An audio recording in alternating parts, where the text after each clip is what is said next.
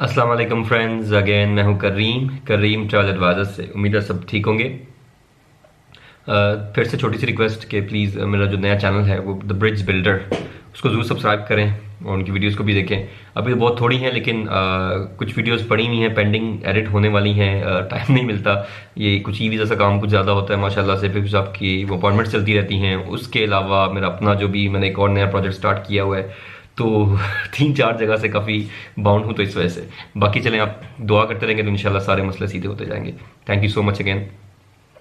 Myanmar की जो अच्छा हाँ, उस जो ब्रिज बिल्डर का लिंक आज कल कुछ भाई ने पूछा भी, कमेंट भी किया। जारी बात है, जो प्यार करने वाले वो पूछते रहते थे करीम भाई आपने कुछ नया किया है तो उसका भी बताएं हमें, वो भी हमसे शेयर करें। सारी बात है, खुशियाँ इंसान सबसे बांटता है, दुख भी बांटता है। तो उस पर मेरा इसी तरह कुछ प्लान है कि एक तो पाकिस्तान का प्रमोट करना, पाकिस्तान में कुछ लोग जो काम कर रहे हैं उनको प्रमोट करना, फिर मैं जब बाहर जाऊँगा उनको प्रमोट करूँगा। एक ब्रिज बिल्डर का बस नाम रखने का मकसद ये था कि मैं सबको कनेक्ट करूँ, जो भी यानी टूटे हुए लोग हैं उनको जोड़ना, चाहे वो कहीं के भी हैं। तो देखिए, अब अल्लाह खैर करे। तो उसका जो लिंक है बेसिकली वो, एक तो मेरी वीडियोस जब खत्म होती हैं सभी वीडियोस में मैंने दे दिया है। जब मेरी वीडियो खत्म होगी अब या एंड पे अगर आप जाएं तो उसका लिंक मिल जाता है आपको, उस पर क्लिक करें तो आपको चैनल पे ले जाएगा। उसके अलावा मेरे वीडियोस के एंड में और भी मेरी वीडियोस के लिंक्स होते हैं, तो आप वो भी देखा करें और शेयर जरूर किया करें। वो तो कर ही रहे हैं अल्हम्दुलिल्लाह, थैंक यू सो मच। आते हैं वीडियो की तरफ। म्यांमार की वीडियो है ये। काफ़ी सारे लोग हैरान होंगे, अच्छा यार म्यांमार भी लोग जाते हैं। आप यकीन करें कि पिछले कुछ हफ्तों से, डेज से नहीं हफ्तों से मेरे पास रिक्वेस्ट आ रही, करीम भाई म्यांमार का बताएं, म्यांमार का बताएं। आई डोंट नो वहाँ पे ऐसा क्या है।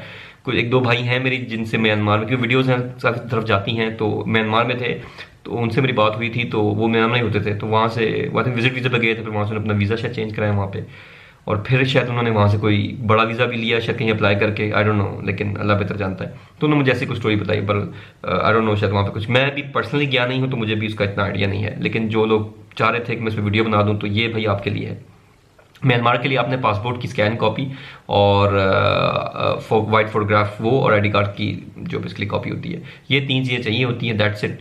और होटल बुकिंग आपकी कंफर्म हो तो ज़्यादा बेहतर होता है, और अगर बुकिंग भी हो तो चल जाएगा। लेकिन जब जिस होटल में जब आप एयरपोर्ट पे एंट्री करते हैं, एंटर होते हैं, दिखाते हैं जो होटल बुकिंग आपकी, आपने वहीं पे जाके रहना होता है। और वो कहते हैं कि आप रजिस्टर्ड होटल्स या हॉस्टल्स में रुकें। उनकी ये भी एक रिक्वायरमेंट होती है कि जो उनके इदारे पे रजिस्टर्ड हैं, या उनकी जो कंट्री के साथ रजिस्टर्ड जो हैं बेसिकली, या जिन्होंने बेसिकली, ये भी आप रजिस्टर्ड से की भी मतलब ये निकल सकता है, जो बेसिकली जिन्होंने लाइसेंस लिए हुए हैं या जो ऑथराइज्ड होते हैं। जरा हम कोई काम करते हैं उसका लाइसेंस नहीं होता तो वो रजिस्टर्ड नहीं होता इदारा, जो लाइसेंस ले लेता है वो रजिस्टर्ड हो जाता है। तो कोई भी जो होटल है, जो हॉस्टल्स हैं या होटल्स हैं जहाँ पे रुक रहे हैं, गेस्ट हाउसेज हैं, वो बेसिकली लाइसेंस शुदा होने चाहिए। उनका रिक्वायरमेंट एक ये है कि आप वहीं पे रुकें आके।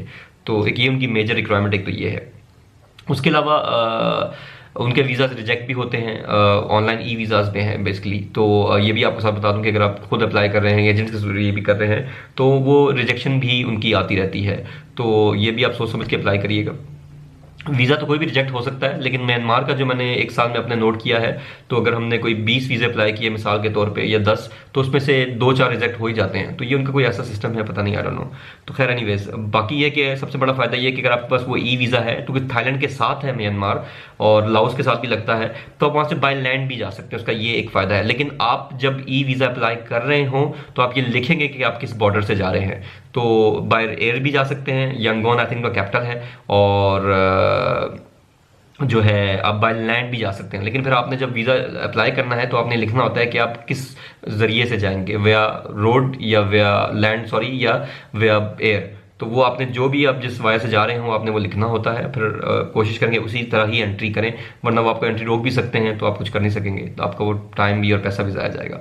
तो सोच समझ के उसमें अपनी जो इंटेंशन हैं या जो भी आपकी हैं चीज़ें वो डालिएगा, और जो रजिस्टर्ड हॉस्टल्स होटल्स हैं वो आप लीजिएगा ताकि आपको प्रॉब्लम ना हो। शो मनी जैसा कि होता है, मैं बताता हूँ हर वीडियो में भी, कुछ और वीडियोस में बताया हुआ है, क्वेश्चन करते हैं कस्टमर के, करीम भाई शो मनी कितनी होनी चाहिए। तो आप कहीं भी दुनिया में जा रहे हो पाकिस्तान से बाहर, तो आप शो मनी डॉलर्स में हमेशा रखें, और $1000 कम से कम रखा करें ताकि आपको प्रॉब्लम ना हो। और रिटर्न टिकट कंफर्म रखा करें, होटल बुकिंग ले लिया करें। एक तो होटल बुकिंग होती है जो आप लगाते हैं वीज़ाज़ के लिए, लेकिन जब आप जा रहे हैं, ट्रैवल कर रहे हैं और आप उस कंट्री में एंटर हो रहे हैं, तो कोशिश करें 3-4 दिन की बुकिंग ले लें। इसमें मेरी अलग एक वीडियो है कि होटल रिजर्वेशन क्यों, आप वो भी देख लीजिएगा, शेयर भी कर दीजिएगा।